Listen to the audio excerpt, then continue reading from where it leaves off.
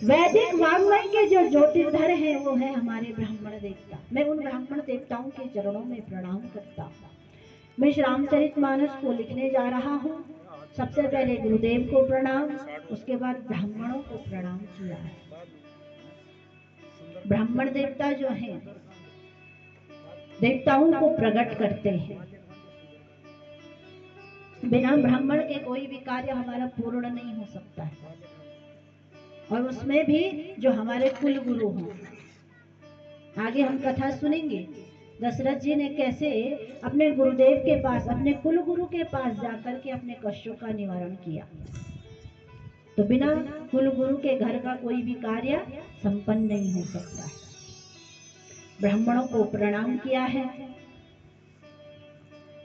आगे संत जो हैं संतों को प्रणाम किया है। साधु चरित शुभ चरित कपासु निरस विशद गुणमय फल जासु। संतों का जो स्वभाव होता है, साधु का जो स्वभाव होता है, किस प्रकार होता है? एक कपास के समान। कपास का फूल देखा कभी? कपास रुई सफेद रहती है, एकदम रहती है ना। कपास निकालने वाला व्यक्ति पहले कपास को निकालता है, उसको फेंकता है, उससे धागा बनता है, धागे से वस्त्र बनता है। वस्त्र में हमारी इच्छा हम कौन सा रंग चढ़ाए, लाल, हरा, पीला, नीला, कुछ भी, वो हमारी इच्छा है। तो जिस प्रकार कपास व्यक्ति की लज्जा को ढकता है ना, उसी प्रकार संत का जीवन भी होता है। कैसे? संत निरपेक्ष होते हैं, आशा तृष्णा सदैव के लिए त्याग देते हैं। संसार में जो कष्ट होता है, संसार को अगर कष्ट हो तो संतों को कष्ट होता है। वो संसार के सुख में सुखी, संसार के दुख में दुखी होते हैं। साधुओं का जीवन अनेक समर्पण के बाद संसार को ढकता है। अभी भी कई साधु संत ऐसे हैं जो हिमालय में तप कर रहे हैं। किसके लिए? संसार के लिए, जिन्हें हम जानते नहीं।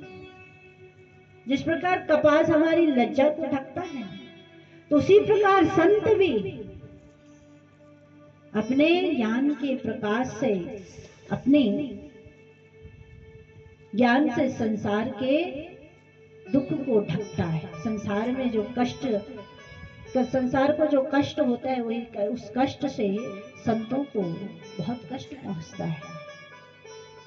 अपने तप के प्रभाव से वो संसार के दुख को समाप्त करते हैं। बोलिए जय श्री राम। जय श्री राम। हम जो गृहस्थी हैं, हमें समय नहीं मिलता है कि हम भजन कर पाए, लेकिन संत जो हैं हर वक्त जो भजन करते हैं, जाप करते हैं, साधना करते हैं। साधना का मार्ग जिन संतों ने अपनाया है, भक्ति का फूल जिनके जीवन में खिला है, ऐसे जो संत हैं, गोस्वामी तुलसीदास जी कह रहे, उन संतों के श्री चरणों में कोटि कोटि नमन करता हूँ।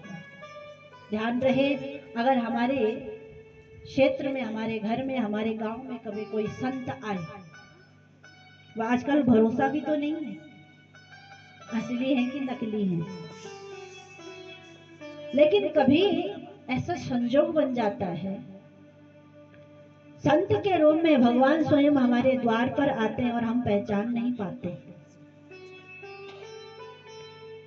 एक गांव से एक संत गुजरे, अनेक वर्षों के तप के बाद जब वो हिमालय से लौट करके आ रहे थे, मान लीजिए यहाँ से कोई संत गए, बहुत वर्षों के बाद आए थे, सभी ने उनको देखा, उनकी महिमा नहीं जानते थे।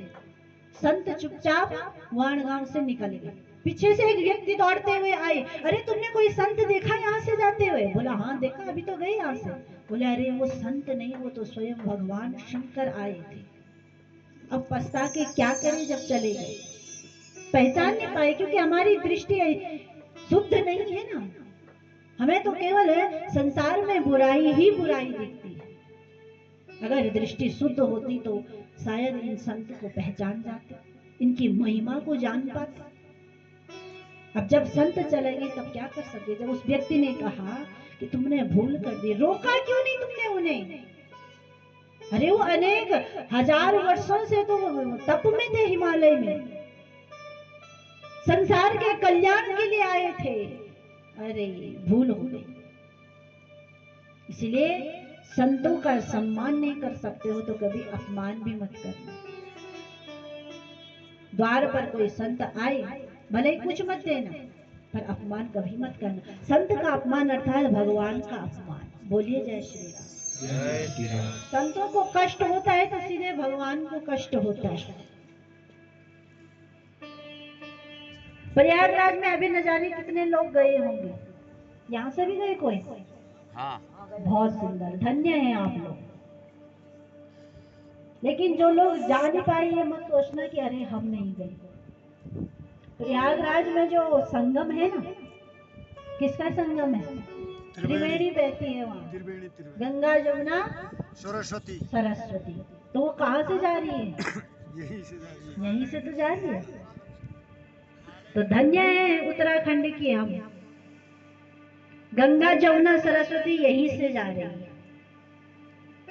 तो यही जो गंगा जमुना सरस्वती उसकी महिमा को जान लो ना। यही हो गया प्रयागराज का स्नान, तो यही हो गया हमारा कुंभ स्नान। पहले अपने उत्तराखंड की इस देवभूमि को, इस लाटू देवता को, इस मां नंदा राजराजेश्वरी की महिमा को तो जानो, तब जाओ प्रयागराज। प्रयागराज में गए तो सही, लेकिन उस प्रयागराज की महिमा को भी नहीं जानते। गए और स्नान करके आ गए। जिस प्रयागराज में न जाने कितने संत कहां कहां से पहुंचे थे। हम गए, स्नान किया और उस त्रिवेणी का जल लेकर के आ गए। प्रयागराज की मुख्य चीज क्या थी? उस स्थान की धूल मिट्टी। अनेक वर्षों के पश्चात जो संत वहां पधारे